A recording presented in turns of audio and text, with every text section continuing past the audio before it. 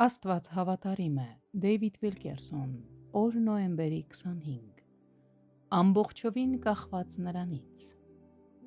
Աստված միշտ ցանկացել է մի ժողովուրդ, որը կքայլեր աշխարհի աչքերի առաջ ամբողջովին կախված լինելով իրենից։ Ահա թե ինչու նա ընտրեց Իսրայելի աննշան մի փոքր ազգը և մեկուսացրեց նրանց անապատում։ Նա Իսրայելը փորձությունների դպրոցի միջով էր անցկացնում, ստեղծելու մի ազգ, որը կհավատար իրեն անկախ հանգամանքներից։ Նա ուզում էր, որ Իսրայելը վկայեր. «Ես կարող եմ հաղթահարել ցանկացած փորձություն, ցանկացած դժվարություն, նույնիսկ այն, ինչ գերազանցում է իմ կարողությունները։ Ես գիտեմ սա, որովհետև գիտեմ, որ իմ Աստվածը ինձ հետ է յուրաքանչյուր փորձության մեջ։ Նա միշտ կօգնի ինձ հաղթահարել ամեն բան»։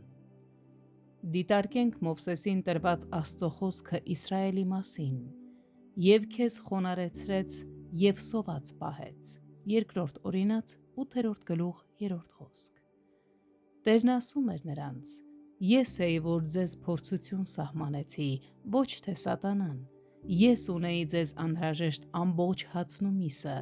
և ես պատրաստ էի այն երկնքից իջեցնել ցանկացած պահի։ Ամեն ինչ պատրաստ էր և սպասում էր, որ դուք վերցնեք այն։ Բայց ես մի պահ զսպեցի դա, որպես կարճատև փորձության ժամանակահատված։ Ես սպասեցի, որ դու հասնես քո ինքնավստահության սահմանին։ Ես ուզում էի քեզ հասցնել ճգնաժամային կետի, որտեղ միայն ես կարող էի փրկել քեզ։ Ես թույլ տվեցի, որ դու զգաս անօգնականությունը, որը կպահանջեր ինձանից հրաշքով ազատագրումը»։ Այսօր մեր Տերը դեռևս փնտրում է մարդկանց, ովքեր ամբողջովին կվստահեն իրեն։ Նա ցանկանում է, որ եկեղեցին վկայի իր զորության մասին, թե խոսքերով, թե գործերով, որպեսզի չփրկված աշխարհը տեսնի, որ նա զորավոր կերպով գործում է իրեն սիրողների համար։